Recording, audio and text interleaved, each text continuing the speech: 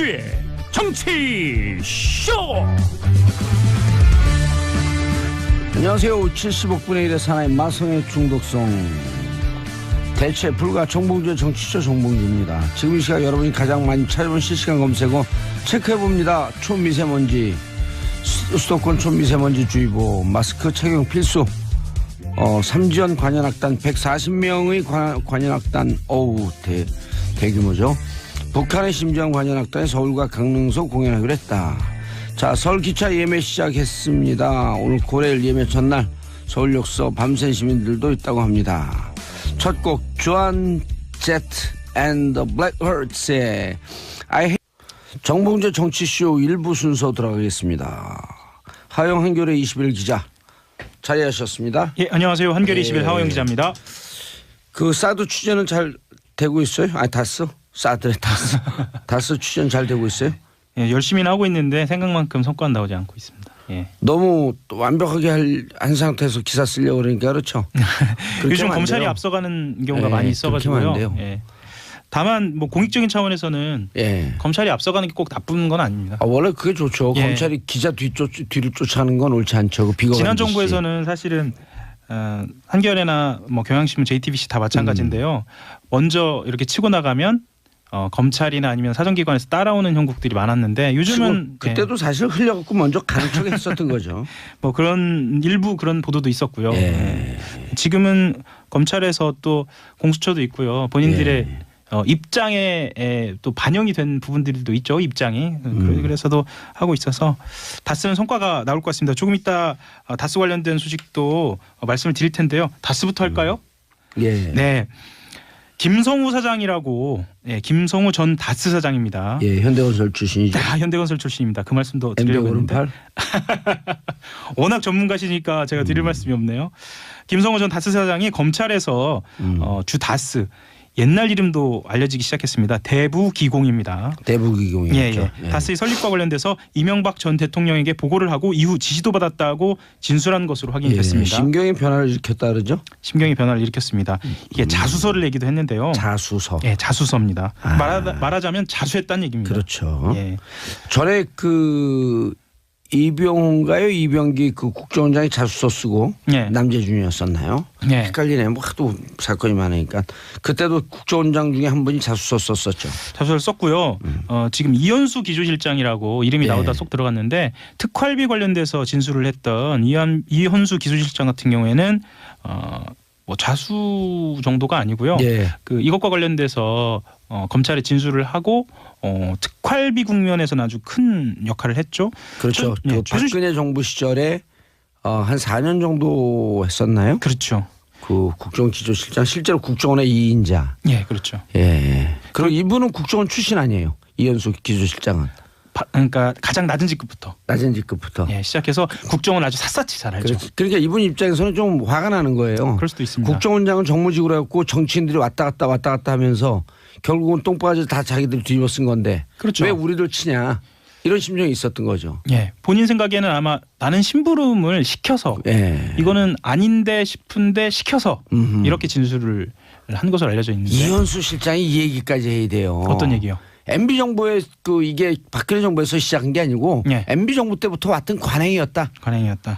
그러므로 김백준, 그다음에 김신모, 김희웅, 김희중 이런 분들 다 구속시켜야 된다. 다스부터 하고 특활비로 넘어가면 안 될까요? 이 지금 이명박 대통령 관련된 주제가 너무 많아가지고 또 이제 특활비로 섞이는데요. 일단 다스부터 정리하고 넘어가시죠. 서울중앙지검 첨단 범죄수사 1부에서 지금 진행하고 있는데요. 그 이명박 전 대통령이 지시를 내려서 다스의 전신인 대부기공이 만들어졌다라는 거예요. 그러니까 지시로 만들어졌다라는 거는 누구의 소유? 이명박 대통령의 소유라는 김인옥 여사의 소유.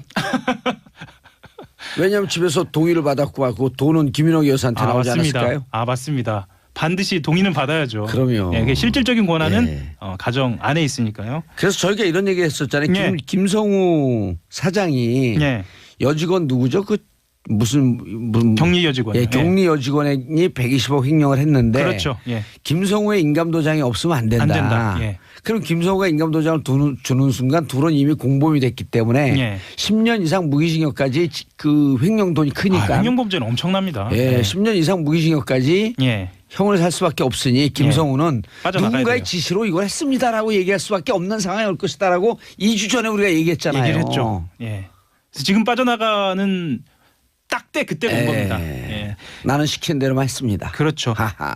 김 전 사장 같은 경우에는 2007년 8년 같은 경우에 예. 당시에 검찰이나 특검 조사 단계에서 다스는 이명박 전 대통령과 무관한 회사라고 진술을 한 바가 있어요. 그러니까 그 진술을 뒤집은 겁니다. 10년 만에.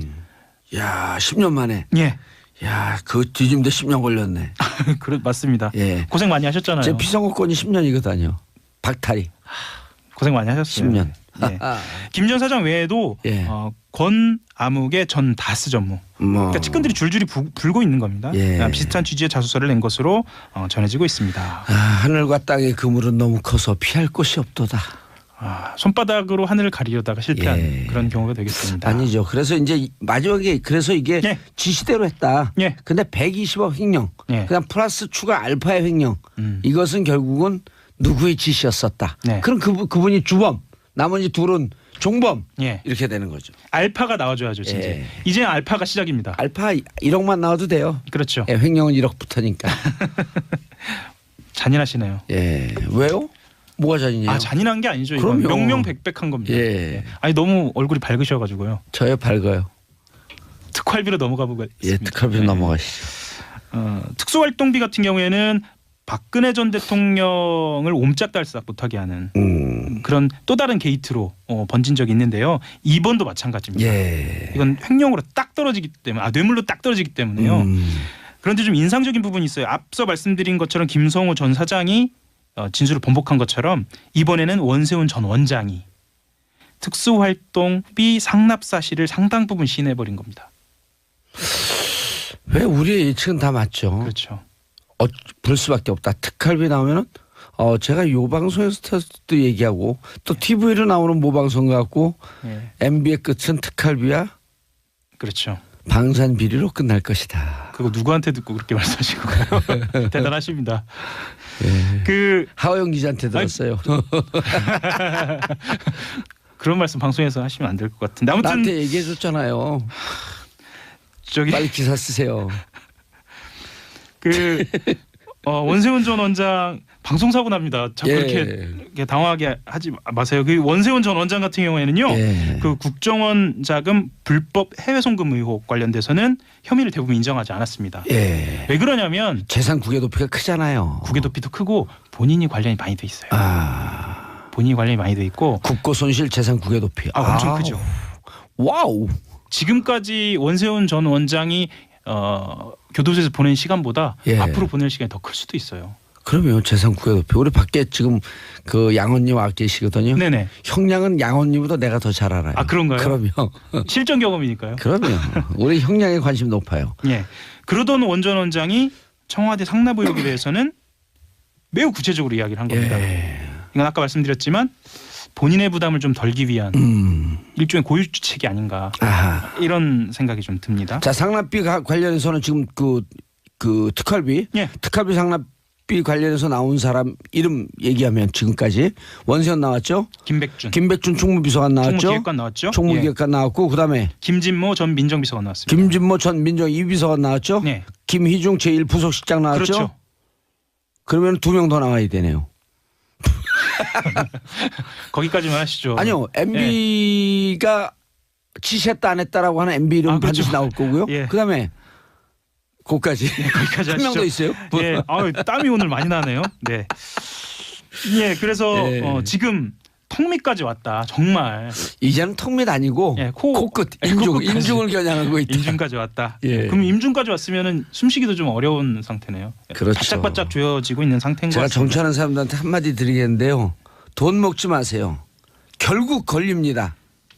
돈 먹고 감옥 가 있는 사람들, 지금도 돈 받고 있는 사람들, 국민 생각해갖고 돈 먹지 마세요. 본인 생각해갖고 돈 먹지 말고, 가족 생각해갖고 돈 먹지 말고, 다 감옥 가요 결국은. 요즘 특히나 얼굴이 밝으세요. 돈 먹지 않고 살았으니까요. 그렇죠. 주면서 살았으니까. 맞습니다. 예. UAE 얘기 잠깐 해볼까요?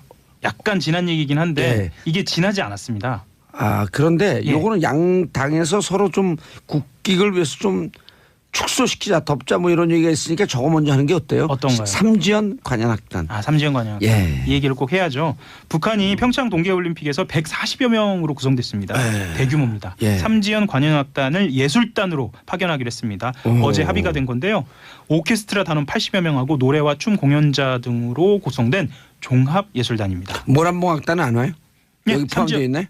삼지연으로. 아 예. 삼지연은 모란봉악단 그 이른바 북한판 걸그룹 10명. 예. 그분들은 와요 안 와요? 아직 모르죠. 그것까지는 확인은 안 돼 있는데 지금은 삼지연만 오는 것으로 합의가 돼 있고요. 예. 공연은 광릉하고 서울에서 한 차례씩 하기로 돼 있어서요. 아마 모두 다 구경을 가는 게 난리가 날 것 난리가 같아요. 날 티켓팅한테. 예, 티켓팅. 근데 이거 보면 종북되는 거예요?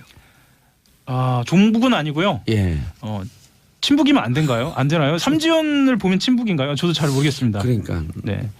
누군가를 종속적으로 따른다는 건 조금 저도 거부감이 있는데 삼지연 관현악단이 공연하는 거에 대해서 좀 친근감을 느끼는 건 괜찮을 것 같은데요. 관현악단이네 북을 치거나 그러진 않겠죠. 지금 그 북 얘기하시는 게 그 북인가요? 종도 치지 않고 종북. 요즘 유난히 표정이 밝으세요. 예. 아니 통일 문제가 잘 되는 것 같아갖고요. 예, 예. 삼지연 관현악단 같은 경우는 육로 이동 방식인데요. 이동 방식 같은 경우는 좀 인상적인 게 일단 판문점을 경유해서 넘어와서 서울에서 강릉까지 KTX로 이동한다. 예, 이것도 좀 그런데 인상적입니다. 삼지연 관현악단이 지금 그 제재 대상 아닌가요? 제재 대상으로. 그건 제가 알아봐야 할 것 같습니다. 확실한 건 이 예술단이 제재 대상 중에 하나였던 것으로 저도 기억을 하는데요. 맞아요. 삼지연인지 제가 확인해 보겠습니다. 그렇기 때문에 유엔과 협의해서 미국의 요청 유엔과 협의해서 이 유엔 제재를 평창 올림픽 기간에는 유예하는 방안. 예, 그것도 지난번에 말씀드렸죠. 조명균 통일부 장관이 장관이, 그 얘기했다. 근데 그게 내부적으로 협의 없이 그 얘기할 리 없다. 예. 우리가 그까지 얘기했었죠. 예.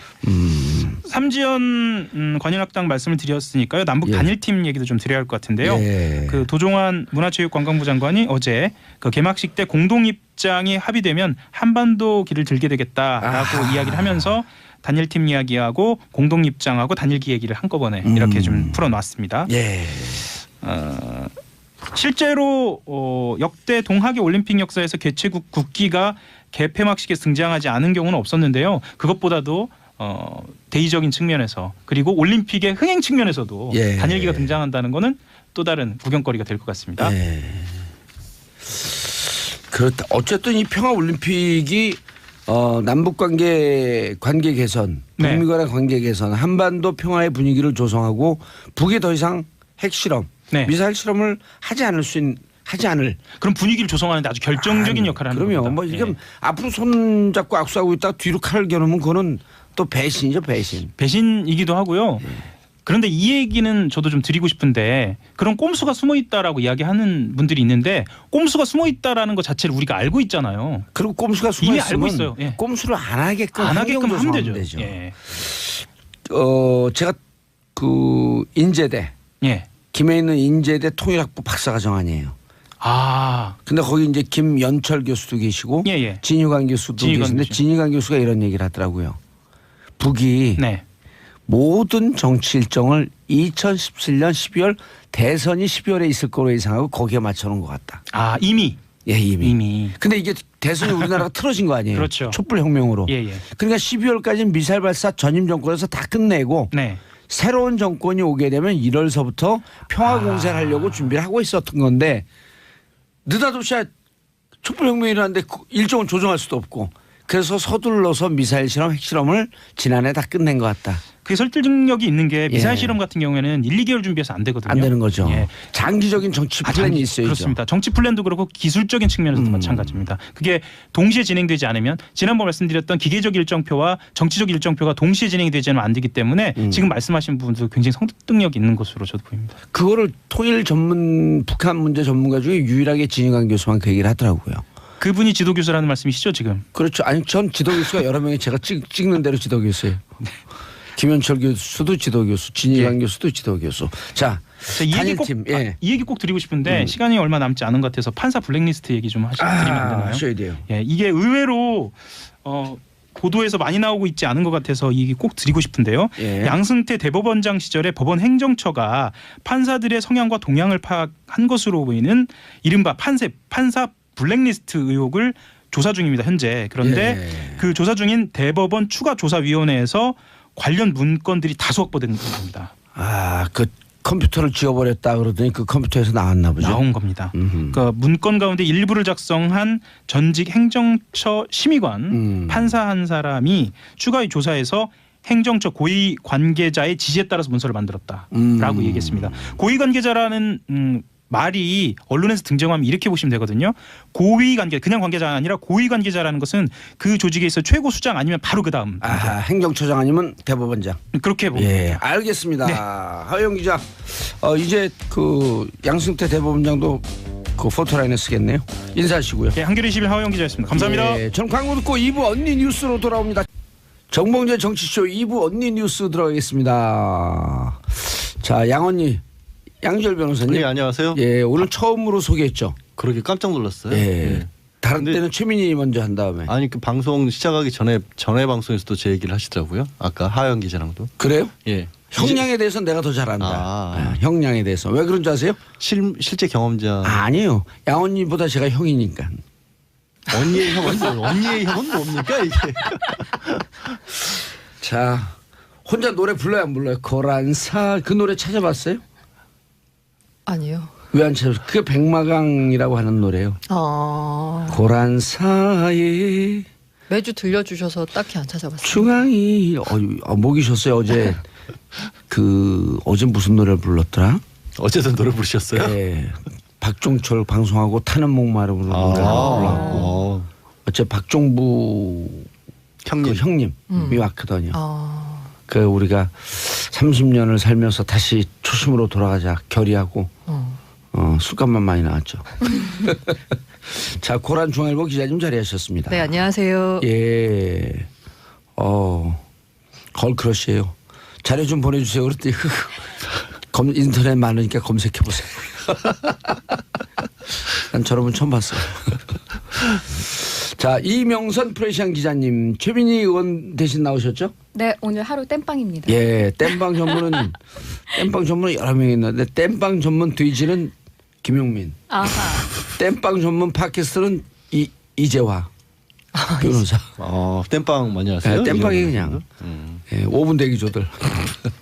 자, 김용옥님, 봉도사님 요즘 훌쩍 젊어지고 계십니다. 언니 뉴스도 너무 재밌어요. 제가 왜냐면 요즘요 풀어놓을 얘기가 한다스예요. 다스 얘기 너무 재밌어요. 너무나 재밌어요. 자, 김선민님, 양언니는 언니네 라디오 출연해야 하는 게 아닐까요? 우리 다음 프로그램 소흥훈이 김숙의 언니네 라디오. 이것도 많이 들어요. 우리 거 듣는 거 한 10분의 1쯤 듣는 거. 채널 고정하셔야죠. 왜? 일단 안 보면은 막 디스하는 게 전공이에요. 뒷담화. 자, 이명선 프레시안 기자님. 네. 어쩐 일로 오셨어요, 근데? 결의를 한번 얘기해 주시고. 뭐 결의랄 건 없고요. 예. 최민희 전 의원의 명성에 예. 흠이 안 가게 일단 시간 잘 채우자라는 각오로 나왔습니다. 최민희 의원님 특징이 있어요, 노명성. 이명선, 노명성. 그렇게 또 연결이 되나요? 예. 자, 첫 번째 뉴스. 네. 양열 변호사님. 참 어떻게 전임 대통령들이 다 이래요. 그러게요. 이제 특수활동비를 이제 박근혜 정부 안에서 박 전 대통령도 받았고 또 이게 문고리 3인방이 전달해줬다. 그때 받았던 방식이 북악 스카이 같은 데서 받아서 국민들이 참 청와대 주변에서 무슨 이런 일을 했냐라고 놀랐는데 이게 이명박 정권 때도 있었다라고 지금 검찰은 보고 있는 겁니다. 그런데 주차장이 등장을 했어요. 이 주차장이 지금은 청와대 인근의 공원으로 바뀌어 있다라고 하는데 하여튼 주차장에서 2억 원씩 2008년도에는 김성호 전 국정원장이 2010년도에는 원세훈 전 원장이 국정원 자금을 전달을 했다. 그래서 총 4억 원을 김백준 전 청와대 기획관에게 줬는데 일부 언론에서는 이거를 김백준 전 기획관이 먼저 전화를 걸어서 인사와 편의를 봐달라는 그런 요구를 했다라고 보도를 했고요. 다만 여기에 인사와 대해서는 편의를 봐줄 테니 돈 줘라. 네, 돈 줘라라고 먼저 요구를 했다라는 보도까지 나왔는데 이제 제가 오늘 아침에 이제 다른 방송에서 김여재 전 정무수석 이명박 전 대통령의 이제 측근 중에 한 사람이죠. 과 얘기를 했는데 김현재 전 정무수석은 이거는 검찰이 언론에 의도적으로 흘린 거지 사실이 아니다라고 그쪽에서 반발하고 있습니다. 김효재 정무수석. 그러면 전 정무수석이. 사실이 아니라는 게 먼저 전화를 해서 받은 게 네, 아니라는 그게 건가요? 아니라 아니면 돈을 안 받았다는 건가요? 아니면 줘서 말지 못해서 받았다는 건지. 아니 주차장에서 안 돈 받았다는 자체를 건가요? 그렇게 전달받은 사실이 없다라고 하면서 이게 지금 국정원장 두 사람이 인정을 했잖아요. 네. 그 부분에 대해서 부인한 겁니다. 그러니까 검찰이 확보를 하고 있는 것은 중간에 돈을 전달했다는 국정원 직원은 그렇게 얘기를 하고 있지만 받았다는 김백준 전 기획관도 받지 않았다라고 부인을 하고 있고 국정원장들도 돈을 줬다라고 얘기하고 있지 않을 것이다. 그런데 검찰에서 언론에 그렇게 흘렸다라고 지금 얘기를 했습니다. 이명박 전 대통령 같은 경우도 그런 시스템을 전혀 알지 못한다라고 말을 했기 때문에 사실은 본인들이 다 부인하고 있는 거잖아요. 근데 관련 보도가 계속 나오고 또 봉도사님 같은 경우 미리 사전에 많은 예측을 하셨기 때문에 한다스. 네. 아니, 저는 예측한 게 아니고 정보가 그때 들어왔는데 확인 중에 있기 때문에 제대로 얘기를 안 한 거죠. 저희 지금 여기에 모든 얘기 중에 안 나오는 사람 이름이 한 분 계세요. 김모 씨. 김 씨가 또 등장하나요? 예. 이렇게 대한민국은 김 씨가 제일 많죠, 참. 예. 김 씨가 제일 많아요. 그러면 지금 여기서 그래서 모든 예측할 때 김을 던져놓으면 됩니다. 그럼 여기서 인정하는 사람은 실무자밖에 없는 건가요? 현재로서는 이제 그거는 이제 이명박 전 대통령 측 측근 측의 얘기인데 실무자만 그렇게 얘기를 하고 있다는 거죠. 기조실장하고 기조실장과 실무자들은 줬다라고 얘기를 하는데 받은 사람과 그리고 그 돈을 원천은 국정원장인데 국정원장은 제거를 한 적이 없다는 거고요. 어제 평상시에도 월요일이면 항상 그 이명박 전 대통령 측근들이 모여서 이제 차도 마시고 식사도 같이 하는데 어제는 좀 많이 모였답니다. 한 20명 가까이 모여서. 왜냐하면 김백준 전 기획관이 이명박 전 대통령의 1년 선배이고 재정 담당을 다 했다. 40년 집사. 그래서 40년 집사라고 불리지 않습니까? 그 청와대에 들어갈 때도 훈련까지 거쳐가면서 기획관이라는 자리를 만들어서 우대를 할 정도의 사람이기 때문에 그 사람을 불러서 검찰이 조사를 했고 영장까지 청구한다는 것은 이명박 전 대통령으로서는 엄청난 일이잖아요. 그래서 다 모여서 얘기를 해봤는데 아니 아무도 받은 사람이 없더라. 그러니까 공적으로도 받은 사람이 없고. 근데 왜 원세훈은 또 그 심경의 변화가 있었고 이 특활비에 대해서는 아주 구체적으로 진술하고 있다는 거예요? 그게 검찰에서 언론에 흘린 거지 사실이 아니다라고 지금 이명박 전 지금 확인이 안 대통령께서는 돼요. 얘기를 하고 있는 겁니다. 그럼 원세훈이 그런 얘기를 안 했다 이런 거죠 지금? 그러니까 일명 이게 낚시를 이렇게 밑밥을 던져 놓은 건지 언론에 검찰이 아니면 원세훈 전 원장이 정말 그렇게 얘기를 한 건지 확인이 안 됩니다. 그 확인 저한테 하시면 돼요.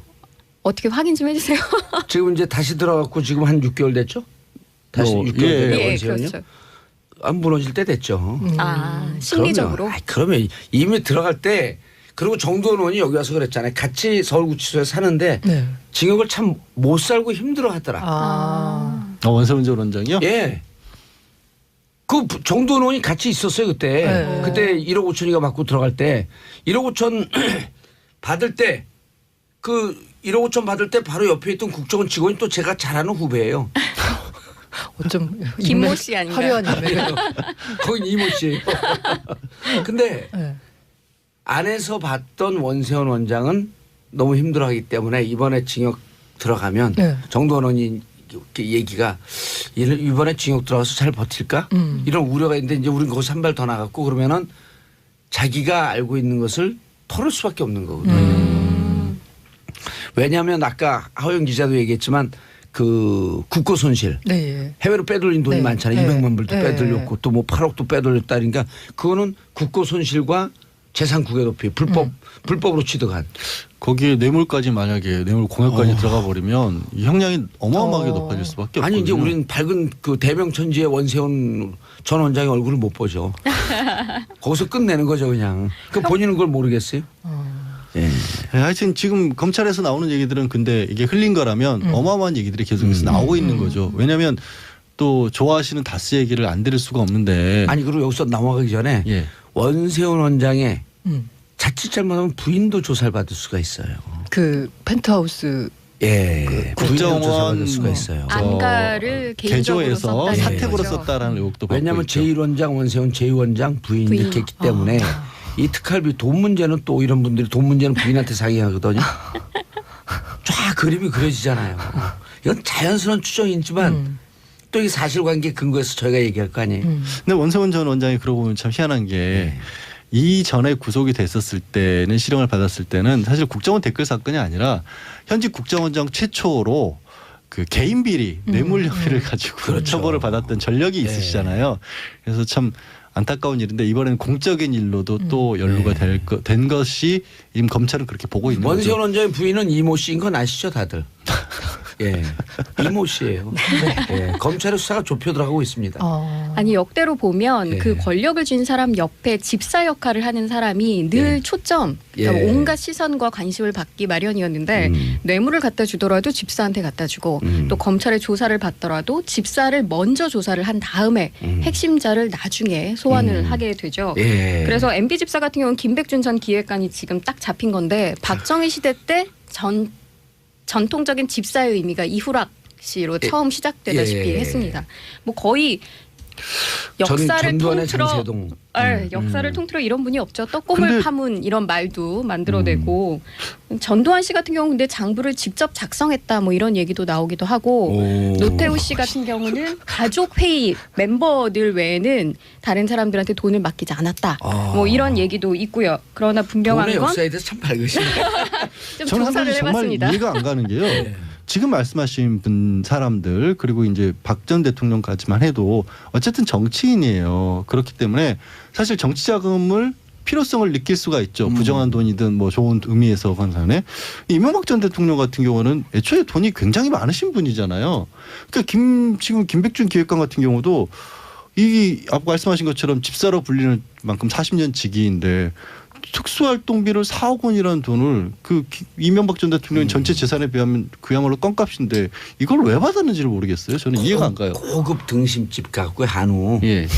고기 먹고 나오는데 바빠고 나오는데 그 후식을 과일 쪽 그 배 한 두 쪽 가져오거든요. 예. 우리 많이 먹었으니까 안 먹겠습니다. 그러고 가는 사람들 봤어요? 빨리 줘 빨리 먹고 가게. 4억으로 후식 같은 거예요. 이해가 안 가요. 저는 모르겠어요. 저는 그래서 돈을 못 받나 봐요. 아니 이명박 전 대통령 같은 경우 내곡동 사저 논란이 있을 때도 예. 본인이 엄청난 자산가임에도 불구하고 청와대 바로 앞에 있는 농협에서 대출을 받았잖아요. 예. 그렇게 여러 가지 온갖 주변에 돈과 관련된 정보는 제일 빨리 습득하고 이걸 예. 어떻게 유용할 것인가 머리가 다른 쪽에 더 발달된 것 같아요. UAE에서 그 상금 포상 받았잖아요. 네. 그럼 그 대통령으로서 역을 한 거거든요. 그 돈을 국고에 넣어야 되는 거 아니에요? 개인이 그것도 미리 나 그거 곧 상 받으니까 미리 땡겨적으로 농협에서 미리 땡겨놨잖아요. 참 영부 대상이야. 사실 그 지금 말씀드린 연장선상에서 얘기를 하자면 다스가 이제 BBK 투자했다가 140억 원 돌려고 받는 것도 네. 사람들이 제기하는 게 굳이 청와대에서 관여를 해서 왜 이런 중소기업이 돈 돌려받는 일에 청와대에 이 새로 나온 게 이거거든요. 김백준 전 기획관이 관여한 게 아니냐라는 얘기가 나온 거예요. 뭐냐면 당시 미국에서 소송을 하는데 그 소송에 로펌에 있는 변호사들이 대책회의를 하는 과정에서 김백준이라는 이름이 들어가 있다는 거죠. 김백준은 정식 포지션이 그 다스 소송의 법적 대리인이에요. 그러니까 김백준이. 예. 왜 청와대 기획관이 예. 왜 그 대한민국에서는 그다지 이름도 알려지지 않은 데에서 돈을 되찾는데 들어가 있었느냐. 그리고 수입료 문제 가지고 다투는데 김백준이라는 사람이 이걸 좋아하지 않을 것 같다는 얘기까지 나왔다. 그럼 그것도 이상한 거죠. 저는 이것도 왜 물론 140억 원은 4억보다 크긴 합니다만 일국의 대통령이 정말로 그런 데 관여를 해서 자기 돈을 챙겼을까요? 자기 돈 안 되잖아요. 다스가. 김현철 씨 제가 저 정무수석한테 예. 다스 주인은 누구 거냐도 또 물어봤거든요. 예. 그때 다스는 다스 거라고 하시더라고요. 김현재 정무비서관이요. 예, 정무수석. 다스는 다스 거래요. 예, 이제 그러면서 이제 그 얘기를 하는 게 김상호 전 공동대표가 지금 공동대표 김성호. 김성호 네. 공동대표가 다스 설립에 이명박 전 대통령이 관여를 했다라는 얘기까지는 검찰에서 또 나왔지 않습니까? 네. 거기에 대한 아마 반론인 것 같은데 현대 아파트를 현대건설에서 지었다고 현대건설 거냐? 현대 아파트들은 다 주인들 거 아니냐? 오. 그런 얘기도 했어요. 오. 그러면서 그러면 지금 사람들이 궁금해하는 게 그 주주로 지금 이상한 씨나 큰형 이상한 씨나 이런 가족들이 가지고 있지만 그건 차명으로 맡겨놓은 게 아니냐라는 의혹을 가지고 있다라고 했더니 증서가 있느냐, 증서가 없는 한 그건 있을 수 없는 얘기다라는 반론까지 하더라고요. 오늘 아침에는. 실질 소유가 이명박이라고 하더라도 증거가 없지 않냐 이렇게 왜냐하면 들리네. 그렇죠. 왜냐하면 그게 대를 이어갈 경우에 만약에 그런 증서도 안 만들어 놓으면 나중에 어떻게 찾을 수 있느냐. 그렇기 때문에 문건이 없는 한은 그건 그냥 정말 어떻게 보면 의도적인 악의적인 선전이다 이런 식의 얘기를 했어요. 그래서 일부에서는 이미 그 승계 작업이 빠르게 진행되고 있다라는 얘기들이 나오고 있잖아요. 그렇죠. 아들 승계 이시영 씨에 작업의 대한 구체적인 방법도 나왔잖아요. 계열사를 키워놓고 계열사가 본사하고 M&A 하는 경우가 있거든요. 네. 그런 경우가 많아요. 그리고 그 아우디인가 어디 그 뭐 독일의 자동차 회사의 프로젝트 1,000억짜리도 지분 일도 없는 이시영 씨가 프로젝트 총괄 책임자고. 그 해외 부분이 굉장히 큰데 해외 부분 돈줄은 다 CFO는 다 이시영 씨. 그렇죠. 어쨌든 주인은 아니라.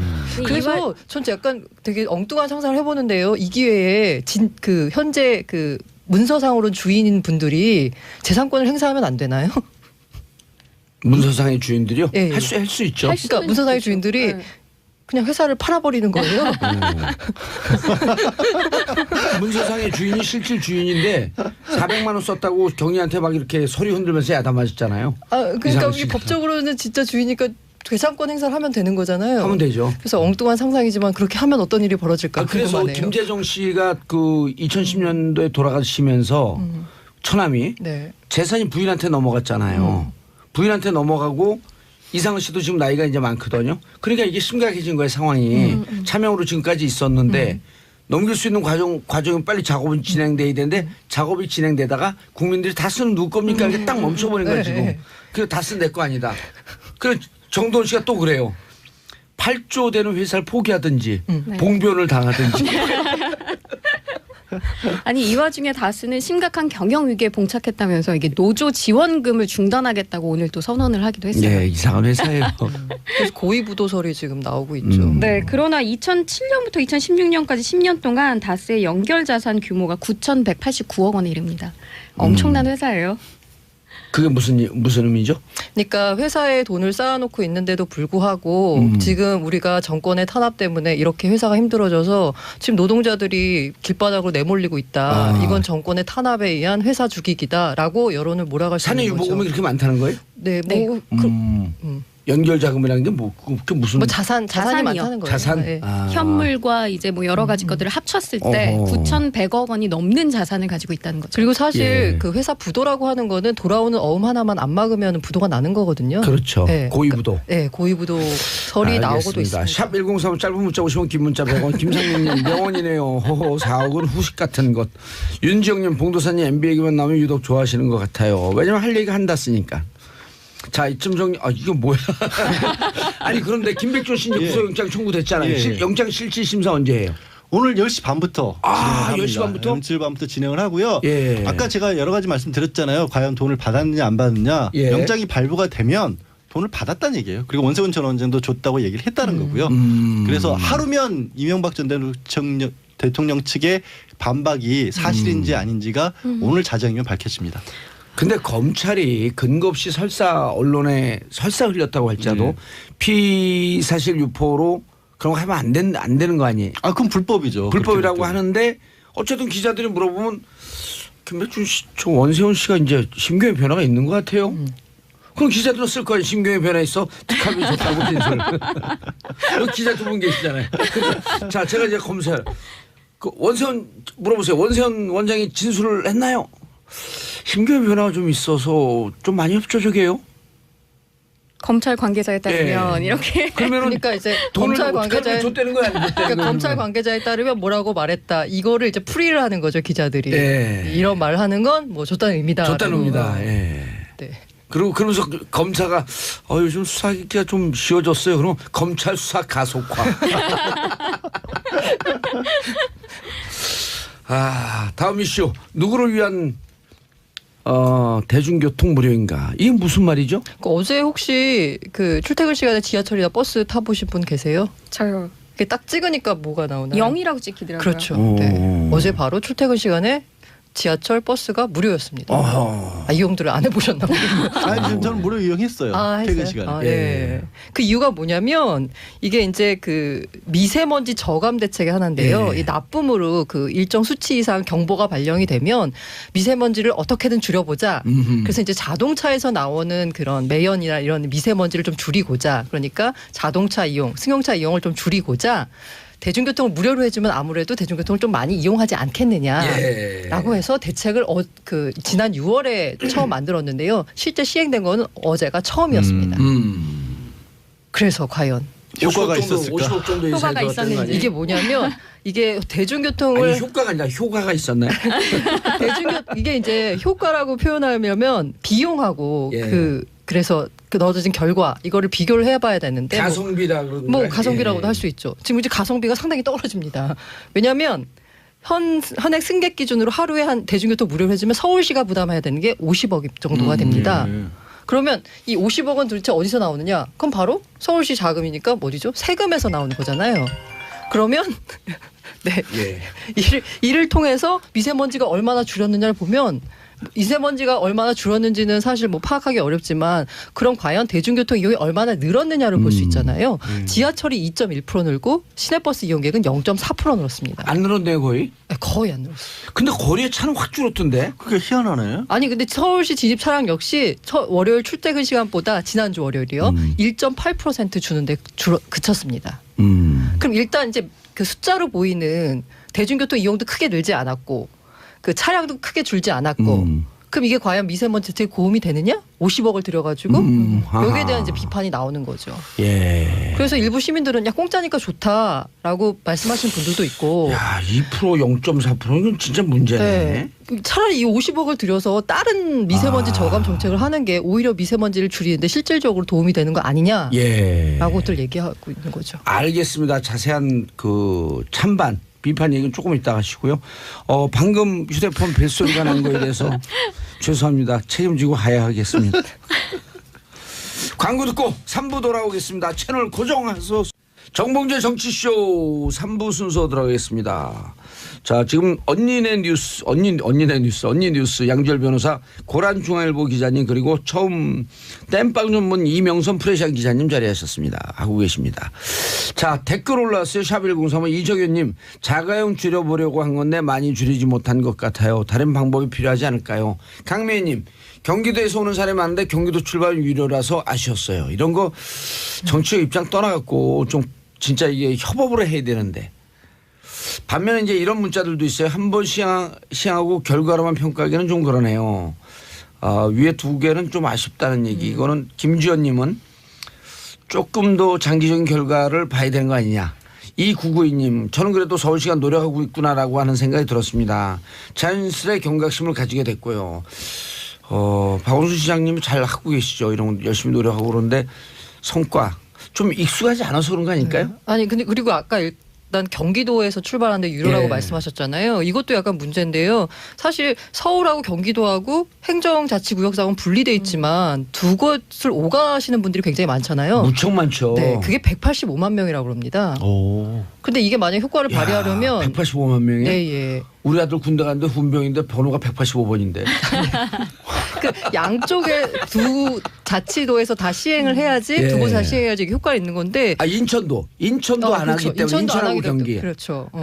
그래서 이게 효과가 좀 없었다는 얘기도 있고요. 근데 경기도 입장은 그렇습니다. 사실 이게 미세먼지가 사실 원인이 중국발이 많잖아요. 대충 한 국내 원인이 한 29%, 국내 원인 가운데 29%가 차량이라고 합니다. 이걸 이제 줄여보겠다고 한 건데. 국내 원인이 전체 몇 %인지 그건 안 나오죠. 아직 모르고 국내 원인 중에 대충 보기에 한 29%, 30%가 차량에서 나오는 건데 또 이 차량 가운데서도 그냥 일반 승용차가 아니라요. 노후화된 경유, 전기차, 경유 화물차 이게 원인의 한 65에서 70% 정도 차지한다고 합니다. 그런데 이 대중교통 이용은 이 노후된 경유 화물차를 단속하는 게 아니라 승용차를 줄이겠다고 하는 거거든요. 예. 그래서 쓴 돈에 비해서 효과가 없으니 차라리 다른 정책을 쓰는 게 낫지 않겠느냐라는 비판이 나오고 있는 거고요. 네.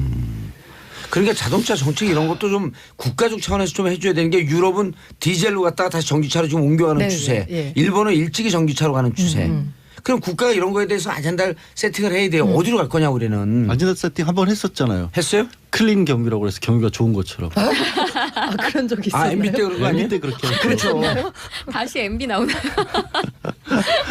그 이유는 없었어요. 그러니까 예. MB 때 뭐 친환경 녹색 혁명 아. 그걸 아젠다로 던졌잖아요. 녹색 네. 성장을 녹색 성장. 그리고 강바닥 판 거 아니야. 그래서 녹조 라떼를 만든 건가요? 녹조라떼 만든 거죠. 그래서 실제 경유차 말씀하신 네. 경유차 노후화된 차량들이 지금이 노후화됐잖아요. 9년, 네. 10년 됐기 네. 때문에 그 MB 때 다 나온 거예요. 나온 거예요. 아. 근데 경유차들 많이 샀죠. 그때 실제로 제 주변에서. 클린 경유라 그랬어요. 예. 그거 좀 이상한데. 아 서울을 오는데 인천을 경유해서 오고 경기를 경유해서 온다고.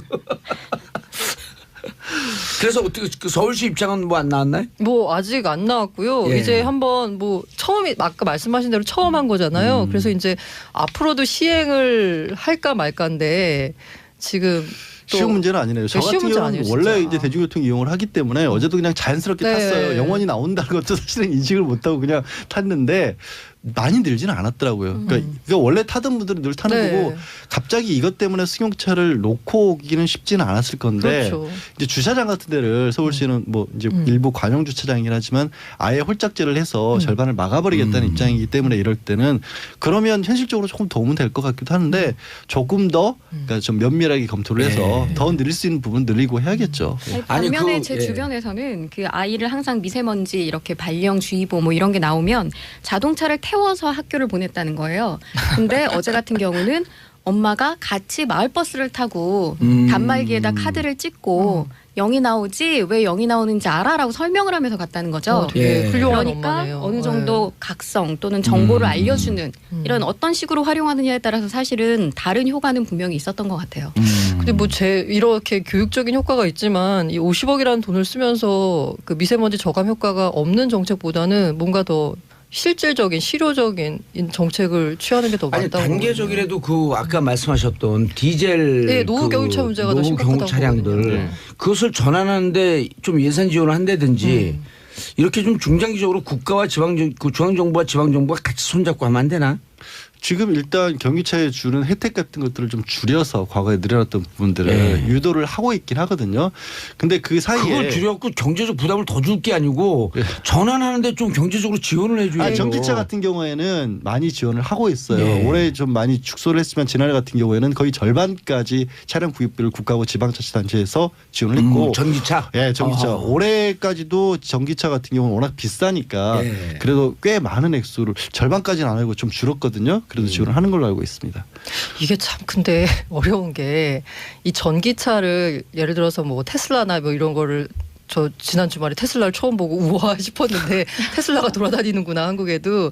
근데 테슬라가 한 뭐 1억 정도 한다고 해요. 그 다른 전기차도 좀 비싸죠. 다른 전기차보다. 막 보조금 혜택이 없으면 그걸 살 유인이 없는데 그런 전기차를 살 수 있는 사람들은 일단은 경제적 여유가 있는 사람들이거든요. 그렇죠.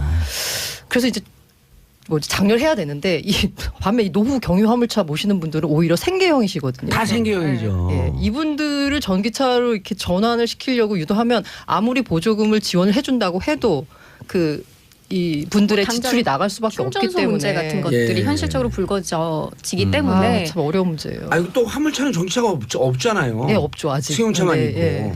제가 말씀드린 거는 승용 중에서 이른바 SUV라고 하는 게 우리 인기를 확 끌어가지고 굉장히 증가를 많이 했었거든요. 그게 다 대부분이 그건 대부분 디젤이죠. 네. 이제 사실 그거 있고 전기차도 이제 테슬라 같이 비싼 차만 있는 게 아니고 2인승 같은 조그만 차량들도 지원을 받을 수 있는 것들이 많이 있습니다. 어쨌든 좀 장기적으로 네, 정말 이거 심각하거든요. 아마 뭐 서울 여론조사하면요 35% 정도가 제1 이슈가 미세먼지예요. 정말 점점 심각해지니까. 그래서 여름 되면 정말 수명이 단축되는 느낌이에요, 진짜. 중국에선 저거 방독면 쓰고 다니잖아요.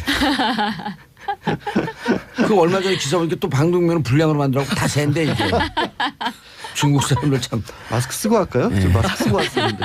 아니 그리고 이제 이것을 또 그 문재인 대통령께서는 한중이 공동으로 해결하려고 그렇죠. 노력을 하고. 네, 그렇죠. 근데 중국에 또 이 아젠다만 던지면 뭐 그 원인이 진짜 우리한테 있느냐 그 입증해봐라. 그거 자꾸 공격적으로 나오더라고. 아주 공격성 강한 동물들이야. 아니 이미 사회가 충분히 문제를 인식하고 있으니까 예. 조금 어떤 식으로 풀어갈지는 저희가 지켜보는 걸로 하고 지켜보면 안 돼요. 제가 우리가 준비한 이슈를 하면 안 될까요? 그래요. 네. 처음 나오셨는데 아 뭔가 해야지 오늘. 출연료 밥값을 해야지 일단. 예. 다음 이슈로 넘어가도 될 듯. 네, 감사합니다. 예. 네, 16살 교육감 선거 가자 이렇게 좀 가즈아가 무슨 가즈아라고 뜻이에요? 가자예요? 가자입니다. 아, 짜요 이런 뜻이에요 저게? 뭐 그런 거죠. 암호화폐 그 하는 분들이 이제 계속 올라가고 있잖아요. 올라갔다 내려갔다 뭐 업다운이 심하긴 한데 그때 옆에서 이제 기운을 불어넣는 가자. 어떤 함성의 의미로 가자의 가자 이렇게 좀 이제 굴려주셔서 가즈아. 심지어 안철수 대표도 가즈하라고 외쳤죠. 예. 안철수 대표 아직도 대표예요? 대표 아닌가요? 대표신 맞습니다. 네, 맞습니다. 왜 나 맞습니다. 다른 네. 당의 예. 대표직 정치를 계속 하고 계신가? 이제 6월달에 지방선거가 있는데 이제 기초단체장 선거 외에도 교육감을 뽑도록 되어 있습니다. 예. 네, 올해 교육감 선거 포인트는 진보 진영의 수성이냐 아니면 보수 진영의 서력전이냐 예. 이 두 개 관전 포인트가 있긴 합니다만 앞서 저희가 조금 생각해봐야 할 게 있습니다. 이 교육감 선거만이라도 교육 주체인 학생들이 뽑도록 하자라는 움직임에 대한 건데 학생들에게도 참정권을 주자라는 주장입니다. 그럼 지금 우리가 정확하게 그 선거 연령이 몇 세예요? 19살이죠. 성인이 네. 돼야 합니다. 예. 오. 민법상 미성년자가 18살까지고 성인 기준을 투표도 거기에 맞춰놨습니다. 아니 근데 이 성인 기준을 왜 법 따라 틀려요? 민법에는 몇 세, 형법에는 몇 세, 선거법에는 몇 세. 그거는 그 각자의 법에 맞도록 그 어떻게 보면 그걸 실효성을 보장하기 위해서인데 예를 들어서 결혼도 18살이면 부모 동의만 하면 할 수 있거든요. 예. 육체적으로 성숙을 하고 정신적으로 경제적으로는 부모 지원이 있으면 할 수 있다라는 건데 선거 연령에 관해서는 조금 너무 높다라는 의견이 사실 많아요. 그리고 19살이라. 민법상에는 18살이면 결혼할 수 있고요. 도로교통법상에도 운전면허를 딸 수 있습니다. 예. 또 군에 입대하는 연령도 18살부터예요. 이게 그리고 민법이죠. 네, 8급 이하 공무원 임용 시험을 볼 수 있는 나이도 18살입니다. 그런데 OECD 국가 중에 유일하게 우리나라만 19세 이상으로 선거 연령이 제한되어 있죠. 이거 18세로 낮추자 그러는데 야당이 반대하고 또 못했던 거 아니에요? 지난번에 낮추자고 대선 했었죠. 때도 많이 18살로 낮추면 그 투표 인구가 진보적인 쪽으로 좀 유리할 것이다라는 예측들을 하면서 당시에 그때는 여당이었고 지금은 야당이 반대를 했죠. 정태욱 의원이 그런 얘기했었죠. 전교조 교사들이 정치적인 이야기를 하기 때문에 청소년은 참정권을 누리면 안 된다. 이렇게 말을 하기도 했습니다. 근데 그 교원들은 그 전교조보다 교총 소속이 더 많잖아요. 훨씬 많거든요. 네. 전교조는 그렇죠. 좀 네. 많이 줄었죠 이제. 네. 교총 부분 분들은 보수적인 분들이 많고. 그럼 그분들이 아무래도 자유한국당이 그렇죠. 좋다 이렇게 얘기하면 되잖아요. 바른정당도 좋고. 아니 일단 기본적으로 어리면 진보적이다. 어리면 지금 현 여당 지지라고 이렇게 이꼴등식이 성립하기 때문에 일단 지금 야당에서는 선거를 낮추는 걸 별로 좋아하지는 않을 것 같은데요. 제가 아까 말씀드린 대로 아까 18살에 결혼을 가능한 게 육체적 정신적으로 성숙했다고 인정하기 때문이라고 했잖아요. 근데 왜 유독 이 참정권 부분에서만 이 청소년들의 정신적 성숙도를 인정을 하지 않는 건지 모르겠어요. 결혼을 하기 위해 성숙한 것과 정치를 하기 위해 성숙한 것은 다르게 보고 있는 거고요. 이렇게 보면 그 소위 말하는 어른들 기득권 세력들이 이 청소년들에 대해서 어떤 때는 너무 어리다 너네는 또 반면 어떤 때는 야 너넨 이미 충분하지 않냐 이미 충분히 크지 않았냐 이런 그런데 잣대가 다른 것 이진성 같아요. 헌법재판소 소장이 지난 인사청문회 때 그런 얘기를 하기도 했어요. 최근 교육 수준이 높아지고 있고 네. 또 인터넷 등으로 여러 정보도 습득할 수 있고 그렇기 때문에 취업, 군대, 교육 얼마든지 자기 의견을 가질 수 있다. 그런데다가 적어도 성년이 되지는 못했다고 할지라도 정치적인 판단 능력의 측면은 다르게 봐야 한다라는 얘기를 했습니다. 실제로 네. 그 지난 대선 앞두고 팩트 체크 같은 걸 언론사에서 했었을 때 나이가 어리다라고 곧 진보적이다라는 등가는 성립하지 않는다는 얘기가 나왔어요. 맞아요. 그 청소년들도 각자의 정치적 의견이 있는 네, 거지. 네. 뭐 어리면 다 뭐 그런 건 아니라는 거죠. 그런데다가 상대적으로 지난 정권에서 약간 보수적이라고 생각되어져 왔던 국가인권위 같은 경우는 2013년에 이미 선거 연령 기준 하향을 국회에 검토하라고 권고했어요. 2013년에요? 네. 박근혜 정부 시절인데? 그렇습니다. 오, 그래서 그분들 박근혜 정부에서 임명받았고 반 박근혜 정책을 한 거네 그럼? 특히나 교육감 선거와 관련해서는 청소년이 당사자다 이렇게 언급을 하기도 그렇죠. 했습니다. 정말 교육감 선거야말로 그러네. 정말. 자기가 자기 관련된 정책을 하는데 구경만 하고 있으면 안 되잖아요. 그렇죠. 저희가 근데 늘 이명선 기자가 최민희 의원보다 훨씬 잘하는데요? 근데 이런 얘기가 나올 수밖에 없을 것 같아요. 그렇게 되면 이제 당장 생각해 볼 수 있는 게 교육에 있어서 대학은 헌법상으로도 자율성을 보장해 준다고 돼 있지만 초중고에 있어서는 위에서 끌어가는 정책에 맡긴다는 쪽이 더 강하거든요. 그러니까 교육 주체라고 하는 부분에 있어서도 의견의 다툼은 있을 것 같아요. 대학생들 같은 경우에는 그 안에서 일방적으로 주어지는 교육을 받는 게 아니라 조금 더 물론 이제 현실과는 좀 다를 수 있지만 조금 더 주체적으로 자기 학문이나 이런 걸 추구한다라는 연령으로 대학을 놓고 있고 그다음에 초중고는 우리는 의무 교육의 범위에 들어가 있기 때문에 어떤 정책적으로 결정된 부분을 따르는 쪽이 더 강조가 돼 있거든요. 제가 아이들을 무시하는 게 아니라 그래서 실제로 16살까지가 가능한지는 저도 이 부분은 조금 회의적이에요. 네, 16살은 좀 그런데 18세 아니 18살 16살이 만 16세이기 때문에 18세도 거기 들어가요. 그러니까 아니, 만 지금 만으로 따지자는 18살 거죠. 이렇게 얘기를 하는 건데 16세는 몇 학년이죠? 16세면 지금 사실 중3, 고1 뭐 이렇게 될 수 있죠. 만으로 따졌을 때. 아니 그러니까 이제 이게 난 양지열 변호사 얘기가 객관적 환경을 이해하는 데는 설득력이 있는데 주도적으로 우리가 좀 바꿔야 될 게 지금 중고등학교를 우린 주입식 교육을 한다라고 하는 걸 우리가 스스로 인정을 해버린 거 아니에요. 네, 그렇죠. 근데 북유럽 민주주의가 잘 발전된 국가들이 어디 주입식 교육을 해요. 그러니까 아젠다를 던져주고 팩트를 던져주고 너희들끼리 토론해서 결정해라. 그리고 대학 들어갈 때도 그 논술 시험 논술 시험으로 가고. 그러니까 선거 연령 하향과 관련해서 사실 사회적으로 논의되어야 할 다른 측면은 교육 과정에서도 정치라던가 선거 이런 모의 실험을 해야 되는 거고요. 무엇보다 권리와 인권에 대한 수업도 확대되어야 한다라는 게 분명히 필요한 내용적인 부분입니다. 그거 하자 그러면 또 이제 이게 전교조 교사들 날뛴다고 안 한다고 그럴 거고. 그런데 일단 국회에 발령 그 법률안이 올라가 있어요. 박주민 의원이 이 지방교육자치에 관한 법률 개정안을 2016년 8월에 발의를 해놨는데 선거 과정에서부터 교육 현장의 수요와 의사가 반영된 공약과 정책이 마련되고 실현될 수 있을 것이라면서 이 하향의 필요성을 굉장히 강조하고 있습니다.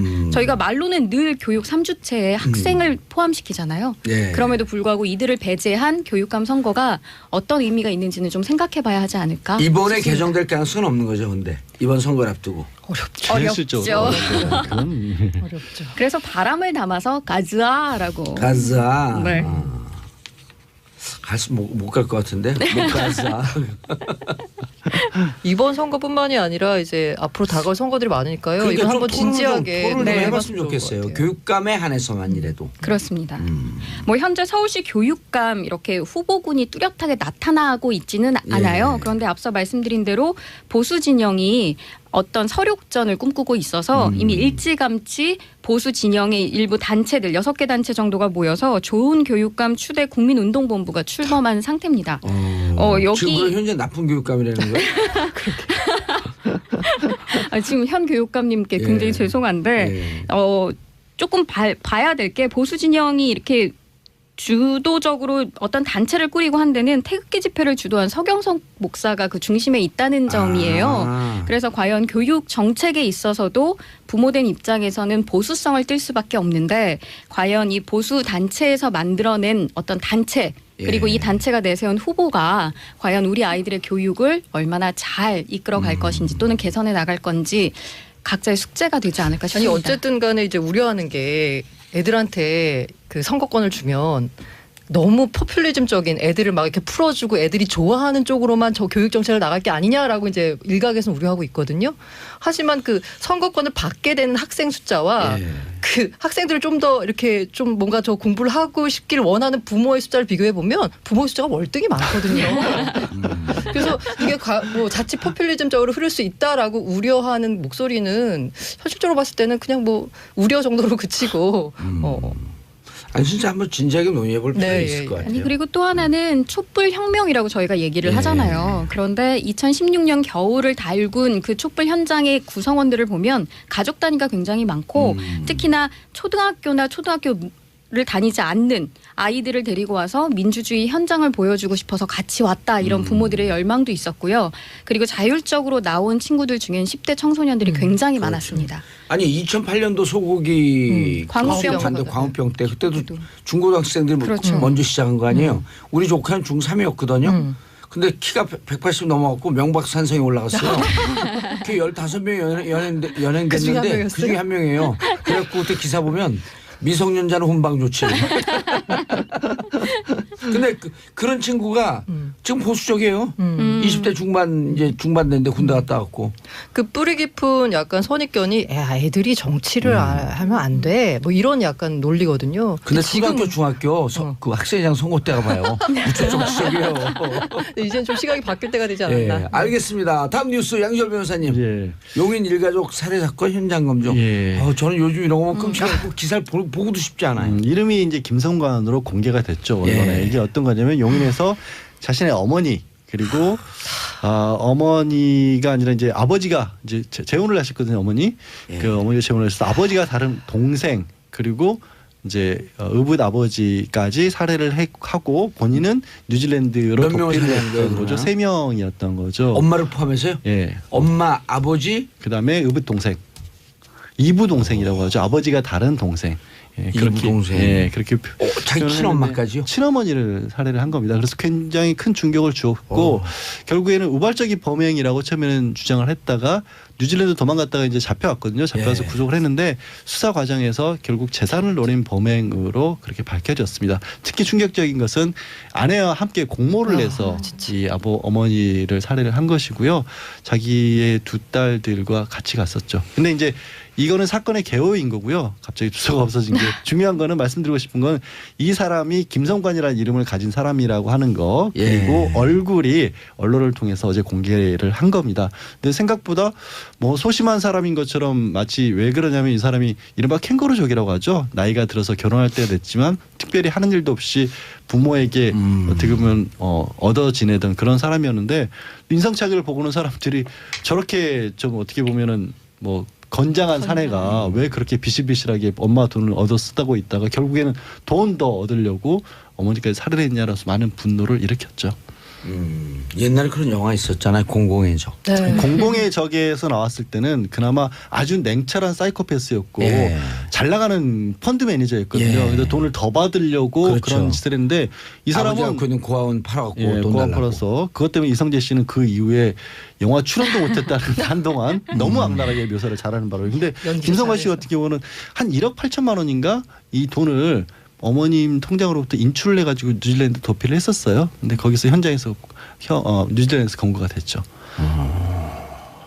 끔찍하다. 근데 왜 그래서 이름 공개한 거 갖고 논란이 되는 거예요? 이름하고 얼굴도 말씀드린 것처럼 공개를 했잖아요. 그래서 이제 이런 일이 있을 때마다 국민들은 여론이 그렇죠. 왜 가려주냐 맞아. 언론에서 왜 마스크 씌워주고 모자 씌워주고 옆에 있는 형사분들은 얼굴이 나오는데 왜 그러니까 이게 이제 피의자 인권 보호라는 측면 때문에 2000년대 들어서 그 전에는 다 공개했어요. 제가 사실 90년대 그러고 보니까 그렇네요. 네, 사회부 기자할 때는요. 사건 일어나면 제일 먼저 하는 게 한자 이름하고 주민등록증 훔쳐가지고 사진 보내는 거였어요. 근데 그 이후에 피해자도 피해자 너무 인권을 보호해야 되는 거에 안 하는 얘기가 나오다가 그래서 2000년대 쭉 가리다가 조두순, 뭐 강호순 이런 강력 사건이 나니까 아니 저런 사람들까지 가려줄 필요는 없다. 그래서 뭐 살인이라든가 강도라든가 이렇게 국민들에게 오히려 알리는 것이 경각심도 불러일으키고 또 공익적 측면에서 도움이 된다라고 해서 일부 범죄에 있어서는 경찰 지방청에서 자체적으로 회의를 거쳐서 심의위원회에서 이 사람은 공개를 합니다라고 결정을 하면 언론을 통해서 공개할 수 있도록 정한 겁니다. 그러면 기준이 따로 있는 건 아닌가 봐요. 그게 좀 문제인 것 같아요. 말씀드린 것처럼 지방청 심의위원회에서 결정을 하다 보니까 지금 설명드린 살인 강도 같은 특정 강력 범죄에 있어서 공개하는 것이 공익에 더 도움이 된다는 기준인데 지방청마다 조금 다를 수가 네. 있거든요.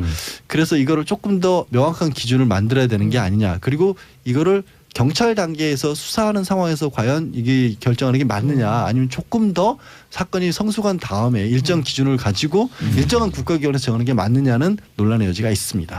이 공개는 정말 굉장히 어려운 게 저희 이제 언론사에서도 어떤 사건이 났을 때 그 범인의 이름과 얼굴을 공개하느냐 마느냐가 매번 논란거리예요. 네, 사회부에서 맨날 싸우죠. 그렇죠.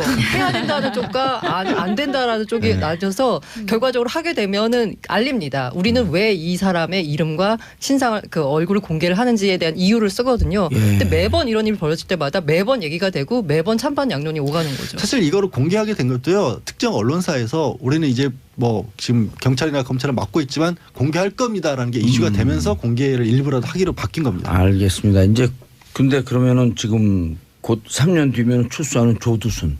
조두순은 이 법이 2009년도에 만들어져서 그때부터 그 이후 범죄자들은 공개되는데 조두순은 2008년에 검거가 돼서 조두순은 이 법의 적용 대상은 아닙니다. 알겠습니다. 이게 뭐예요? 이거 욕인데 왜 이걸 쓰지? 아니 지금 네. SHITHOLE 네. 이 단어 자체가 비속어라기보다는 전 세계에서 지금 아니 이런 대체 용어로 그래요? 아니면 이보다 더 나쁠 수 없다의 뜻을 가진 의미로 사실상 사용되고 있습니다. 아 이게 시원하게 신조어예요? 기자님이 한번 읽어주세요. 네, 읽어주세요. 번역 안 하면 볼드모트, 없잖아. 볼드모트. 뭐 얘기 못할 거 없어. 아, 이게 다 SHIT 는 모두 트럼프 동안이에요, 대통령 덕인데 이거 썼죠? 트럼프 대통령이. 그렇습니다. 대통령이 쓰는데 뭐 기자가 못 써요?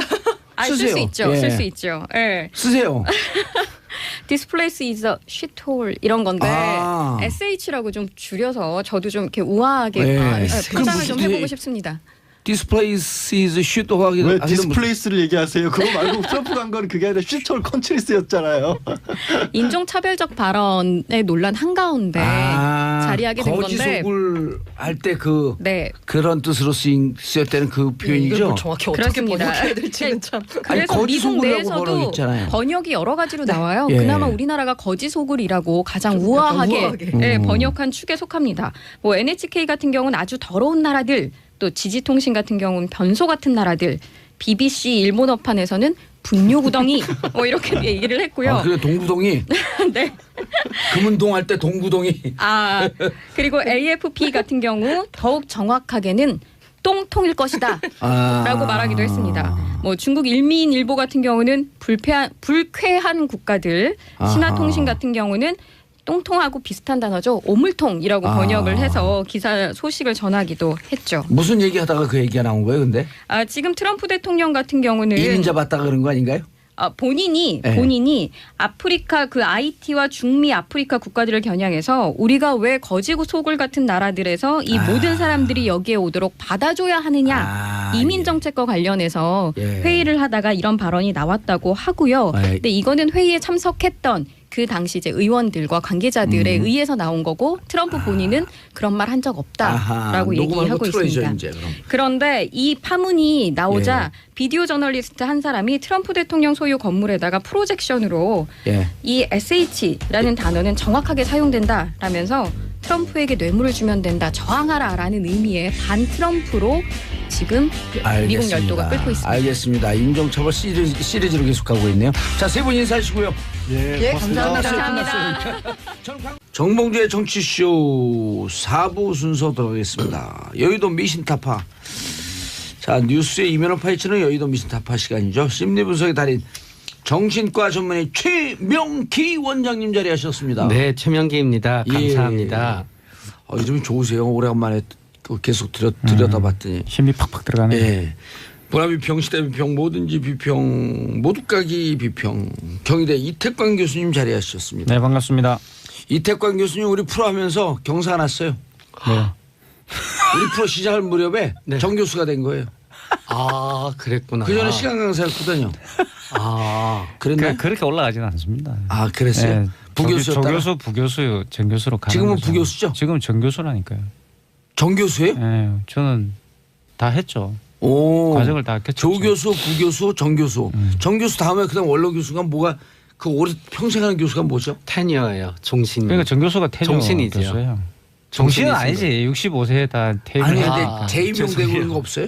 재임용이 뭐예요? 아 그거? 네. 재임용은 이제 안 되는 거죠. 네. 정교수가 되면 재임용이 안 네. 되는 거예요. 그러니까 재임용 재임할 필요가 과정을 없는 이제 거예요. 거칠 필요가 없는 거죠. 보통은 부교수만? 부교수까지 재임용이 네. 되는 겁니다. 계속 계속 재임용을 해야 네. 돼요. 난 교수를 한 번도 안 해봤어요. 교수 노타가 떨어졌어. 하실 필요가 없지. 왜요? 교수가 낫잖아. 난 교수가 좋아요. 교수 별로 좋은 직업 아니에요. 그래 답답한 직업이에요. 교수 하고 싶어. 하실 수 있으실 거예요. 학교를 세우시면 되잖아. 아니 학교 살려고 그래. 그래갖고 봉학교. 생각해. 응. 아니 대학교. 그러니까 봉대학교. 네, 봉대학. 아, 대학교 봉 괜찮네. 대학교. 한류를 가르치. 한자짜리 봉. 한류를 가르치시네. 예, 봉. 봉. 한국 민주주의를 가르치고. 그렇죠. 자, 영화 1987과 586 세대 이걸 왜 파헤치죠? 이게 역시 아까 이제 금방 말씀드렸지만 이번에 나온 영화 그 사실 이게 이제 한국의 민주화 과정을 다룬 많은 영화들이 나왔는데 이번에 나온 1987 같은 경우는 아주 좀 반응이 특이한 것 같습니다. 반응이 아마 그 경험을 좀 하셨을 거예요. 지난주부터 이 영화가 개봉된 이래로 신문 칼럼을 찾아보시면 이 1987 영화를 언급하지 않는 칼럼이 거의 없어요. 아 그리고 네. 처음엔 제가 영화 살짝 전문가 아니에요. 영화 프로도 하고 그런데 처음에 광고 효과로 쫙 왔다가 대부분이 하얀 곡선인데 이거는 이게 진정- 중간에 힘을 받을 때 구전 힘이 있거든요. 지금 구전 힘을 받기 그렇죠, 시작했어. 600만 넘어갔어요.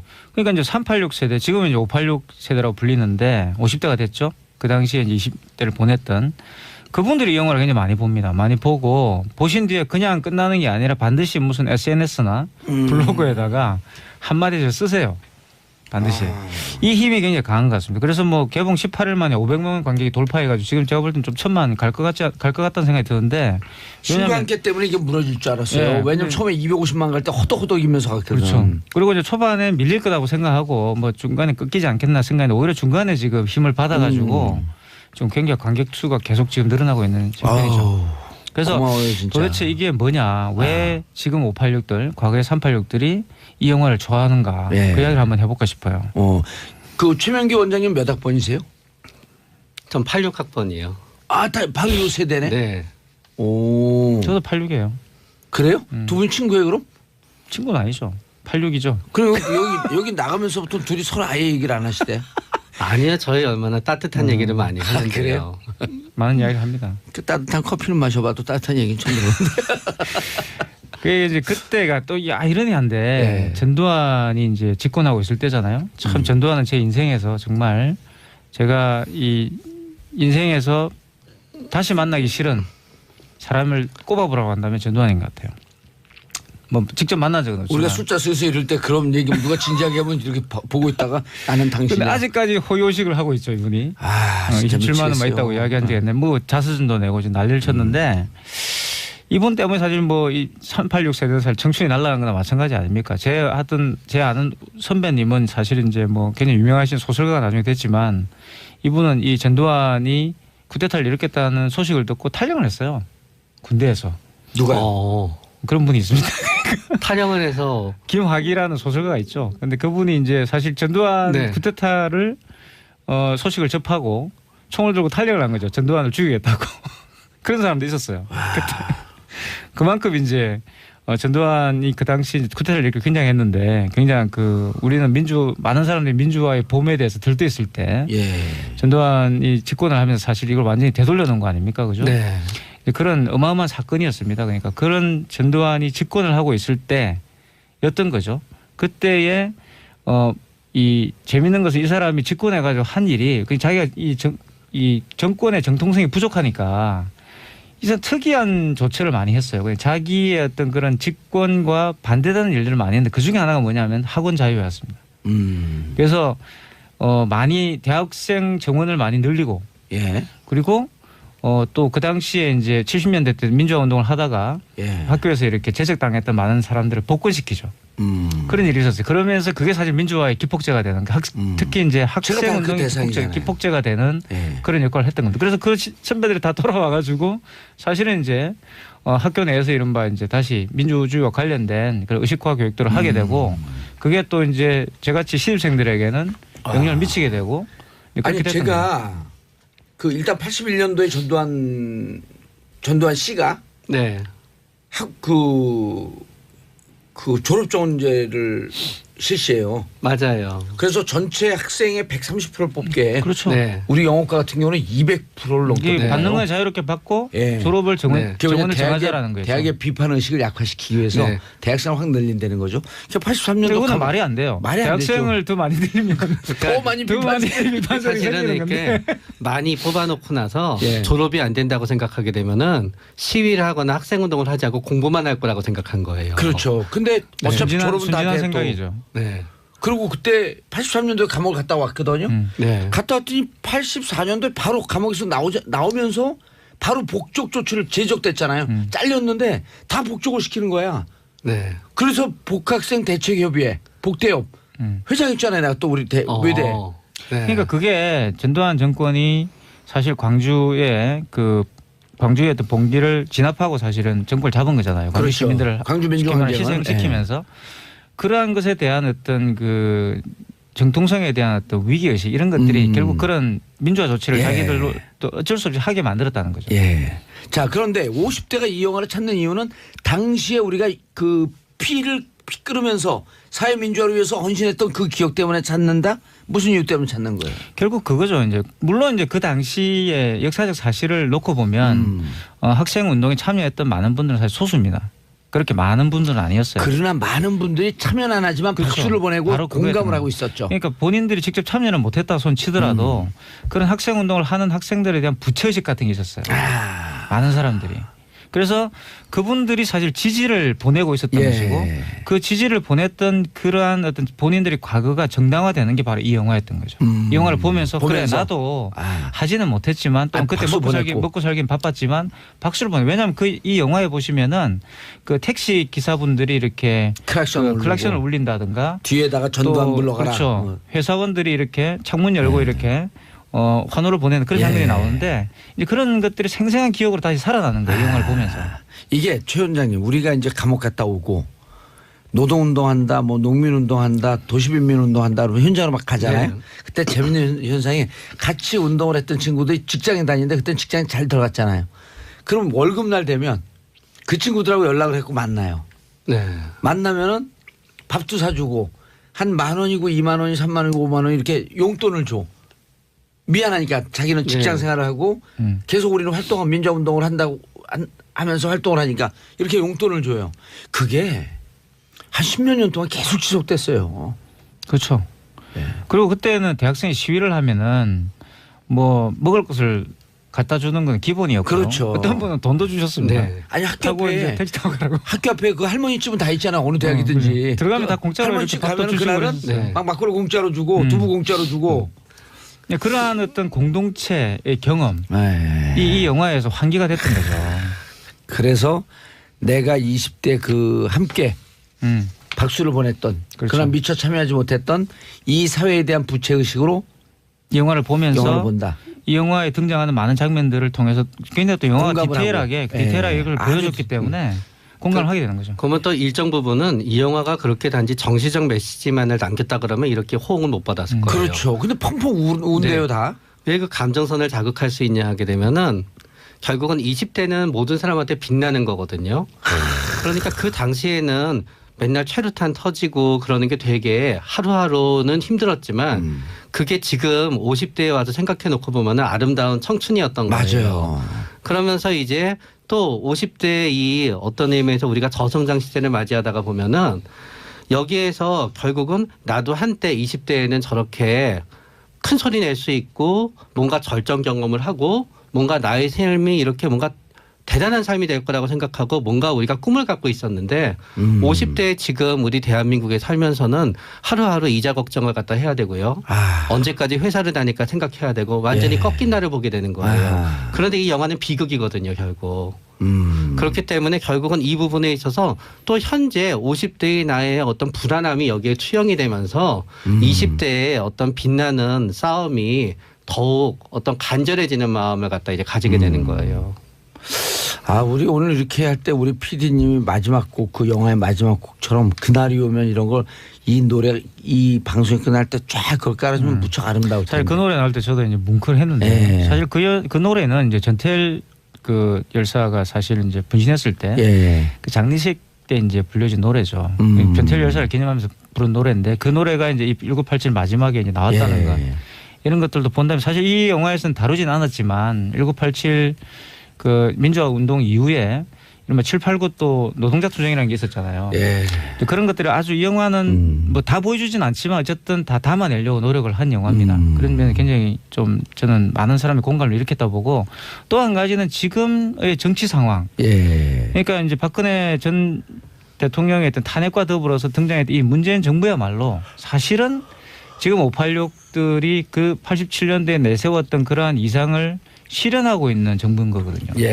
물론 과거에 이제 노무현 정부가 있었지만 노무현 정부만 하더라도 이제 그 당시에 이제 386들이 독자적으로 이렇게 수립을 하는 어떤 정부라 보기 굉장히 어렵죠. 그렇죠. 이제는 586이 지금은 이제 완전 586이 이 정치 주도권을 쥐게 된 것이고 됐죠. 이 정부야말로 바로 586의 이상을 보여주는 정부가 된 거죠. 그게 또 굉장히 큰 역할을 하고 있다 봅니다. 저는 그 586임에도 불구하고 저는 이제 찍기다시가 돼 있어요 지금은. 방송 용어 맞아요, 스키다시. 스키다시. 스키다시. 그 일본 말 쓰면 안 돼요? 네? 모르겠어요. 근데 스키다시가 일본 말 아닌가요? 스키다시는 부산 말이에요. 스키다시. 치키다시는 무슨 뜻이 되는데요? 부산 말이에요. 부산 말. 약간 그냥 비주류.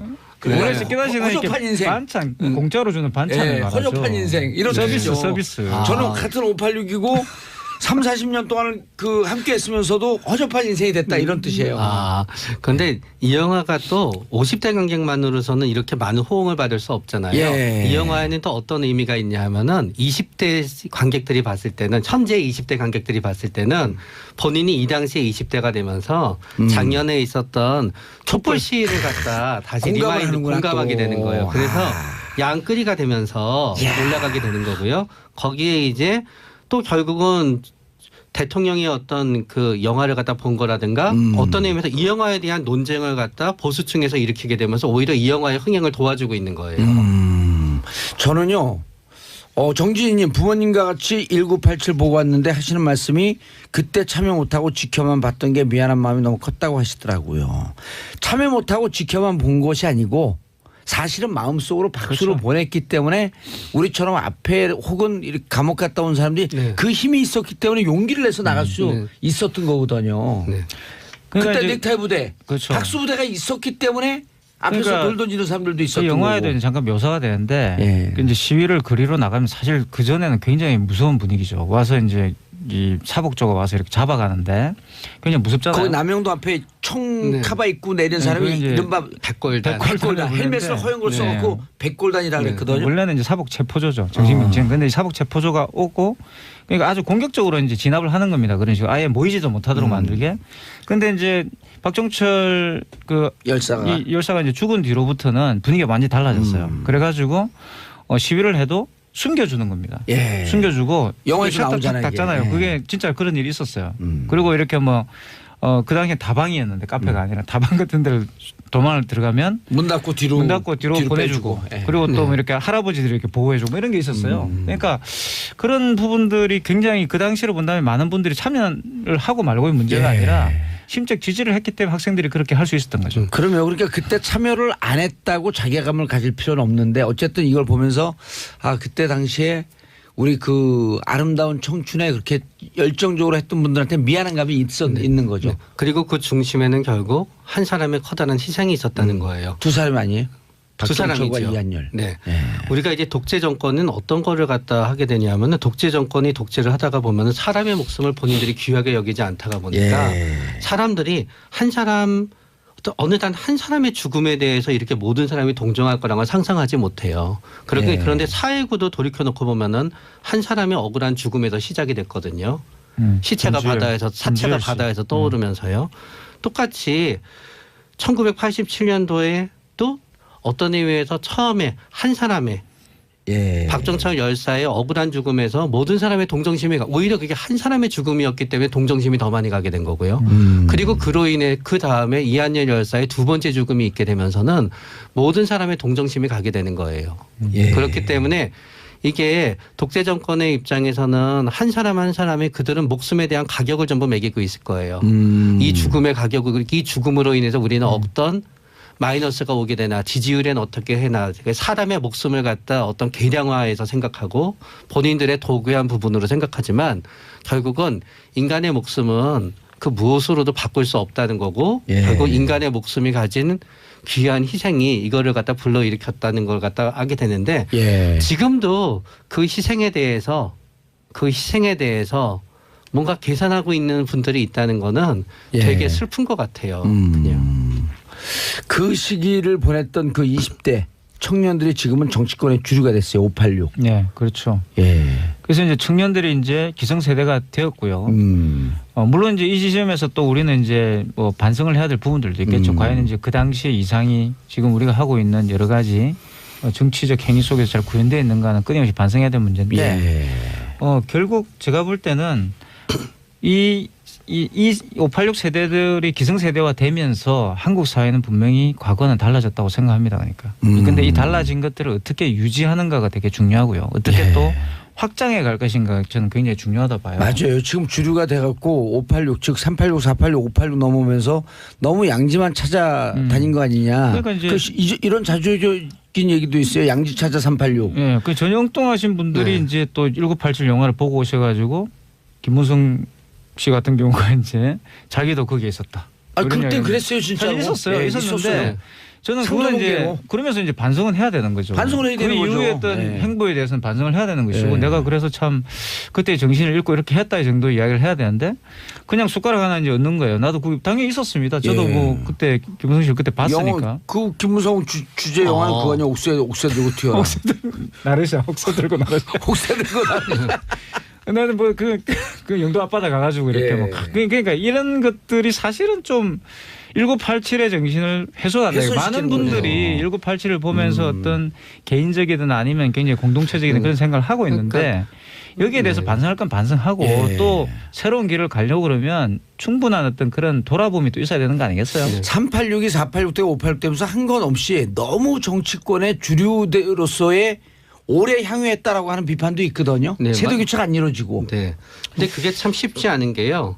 보수 정권은 끝없이 세대 교체가 이루어지게 되는 게 예. 성공하고 싶어서 계속 보수 정권에 들어와서 정치를 하고자 하는 사람이 끝없이 있어요. 그런데 예. 진보 정권은 뭔가 하게 되면 진보 정권에서 정치를 하고 싶어 하는 분들은 물론 그분들도 개인적으로는 성공에 대한 열망이 있겠지만 그거 이상이 있어야 되거든요. 근데 옛날에는 학생회가 예. 학생운동이 어떤 진보 정치에 있어서의 정치 캠프 역할을 했어요. 정치 사관학교로. 맞아요. 근데 지금은 학생회가 과거와 같은 역할을 하게 되지 않으면서 정치 사관학교에 해당되게 진보 정치에 계속 새로운 사람을 갖다 제공해 주는 그 부분이 없어지게 되는 건데 아하. 그거를 결국은 정당 정치 안에서 예. 뭔가 그 사람들을 계속 받아줘야 되는데. 예. 뭔가 그 사람들을 받아줘서 일꾼으로 써먹고 알겠습니다. 위로 안 올려주고자 하는 부분이 있다가 보니까 이렇게 돼요. 알겠습니다. 문태진님 이번 촛불 집회도 20년 30년 후에는 영화되고 그 역사로 기록되겠죠. 그 중심에 저도 있었다는 것에 뿌듯함을 느낍니다. 자 마지막으로 저희가요. 김광석에 붙이지 않은 편지 듣는데 이 김광석에 붙이지 않는 편지가 한 시인이 박종철 열살 생각하면서 쓴 시에 김광석 씨가 곡을 붙인 노래입니다.